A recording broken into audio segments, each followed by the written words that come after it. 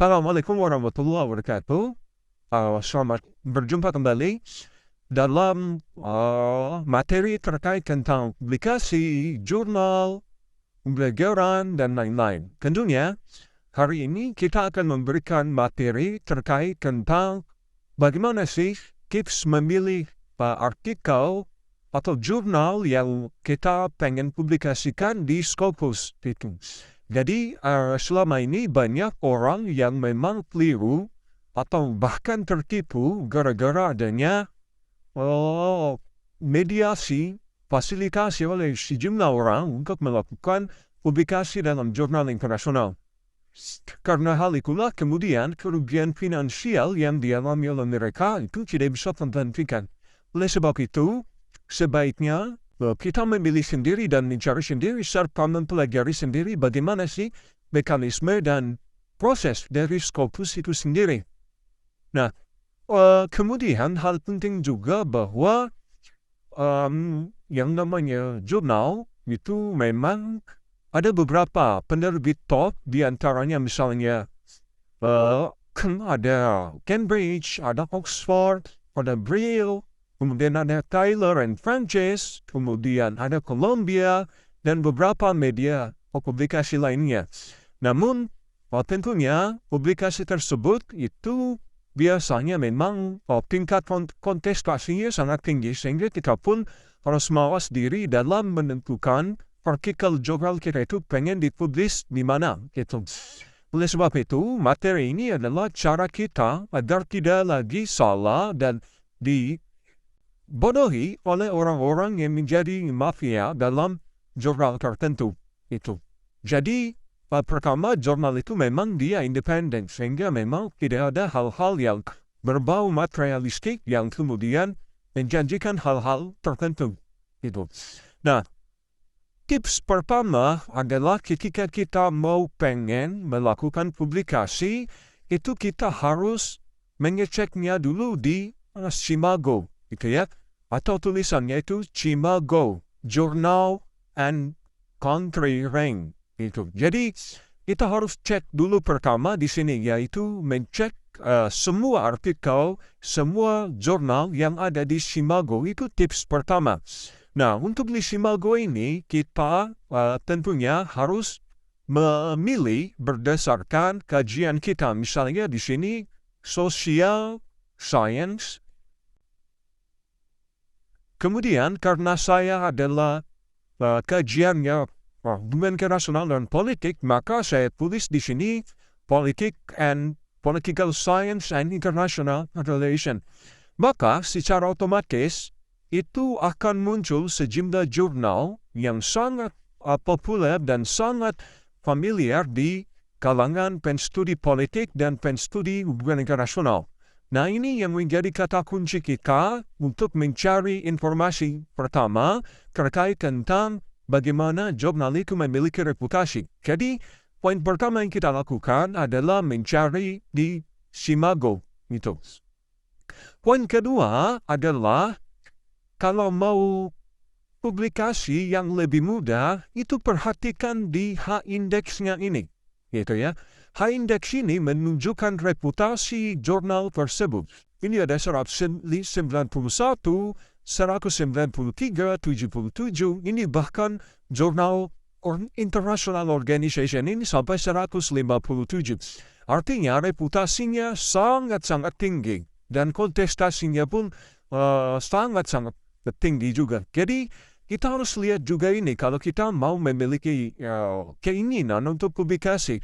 Semakin tinggi kualitas H-indeksnya, maka potensi tingkat kerumitan dan tingkat kesulitan dari publikasi di jurnal tersebut pun akan semakin tinggi pula. Sehingga kita harus mawas diri juga kemampuan kita itu ada di mana. Sehingga kita mungkin bisa memilih jurnal-jurnal yang indeksnya itu barangkali ada di bawah 10 atau di bawah 20. Sehingga mudah buat kita untuk memastikan artikel yang kita publish itu tingkat kontestasinya rendah. Itu. walaupun kadang-kadang juga tidak representatif, tapi dengan indeksasi yang sangat tinggi, itu memungkinkan jurnal tersebut itu sangat memiliki popularitas yang sangat baik. Itu contohnya seperti ini, walaupun dia indeks 4 gitu ya, tapi dia sudah masuk di Q1. Jadi, indeks tadi memang tidak merepresentasikan, tetapi indeksasi tadi itu cukup besar pengaruhnya terhadap kualitas suatu jurnal. Dan kebanyakan jurnal-jurnal yang ada H-indeksnya gitu ya, H-indeksnya ini ada di bawah 10 itu biasanya ada di Q4. Nah, kita bisa lihat di sini misalnya di Q4 itu sudah mencerminkan bagaimana artikel tersebut gitu ya, atau jurnal tersebut itu bisa terpublikasi. Nah, bahkan ini ada Q2 gitu ya, bahkan Q2 di bawah 10, ada yang 10 gitu. Jadi, tentunya ini juga harus menjadi perhatian kita, karena semakin tinggi suatu indeksasi, tentunya ini akan sangat tinggi pula tingkat kontestasinya itu. Sehingga mungkin seperti ini ya 6. Jadi semakin tinggi pun semakin akan berpotensi akan semakin membuat kita kesulitan untuk melakukan publikasi gitu. Dan kemudian juga kita harus lihat ini, indeksasi ini juga akan sama seperti kalau kita mau publikasi di jurnal Sinta. Semakin tinggi Sintanya, maka tingkat kerumitannya pun semakin tinggi. Misalnya Sinta 1, Sinta 2, Sinta 3, dan seterusnya, itu merepresentasikan bagaimana jurnal tersebut itu memiliki representasi dari kualitas dan kuantitas dari jurnal tersebut.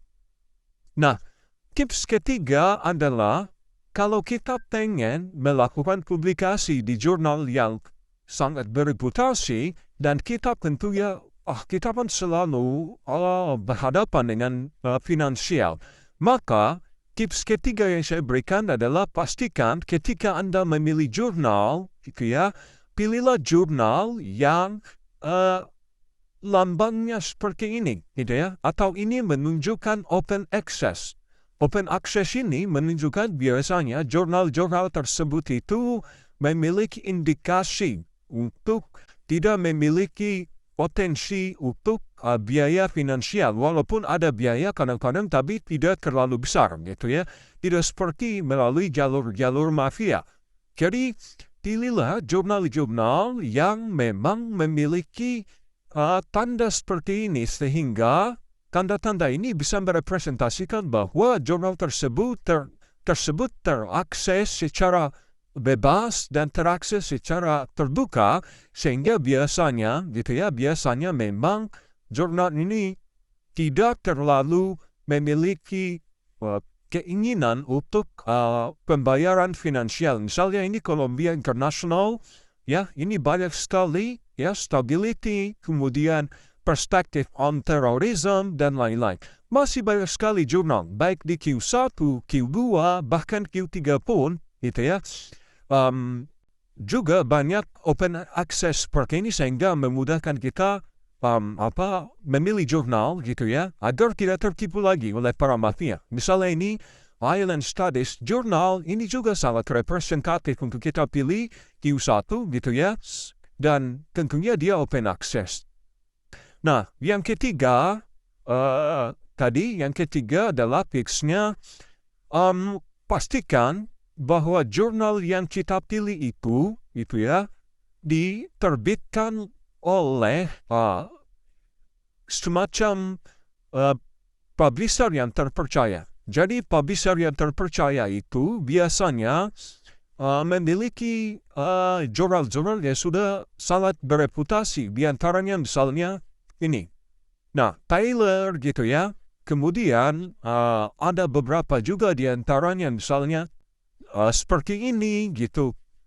Kemudian ini Eropa dan lain-lain. Jadi bahwa kita harus memiliki kemampuan sensitivitas gitu ya, agar tidak salah memilih jurnal. Jadi kesalahan memilih jurnal maka akan berpotensi juga kerugian buat kita. Jadi itu yang pertama tadi, kita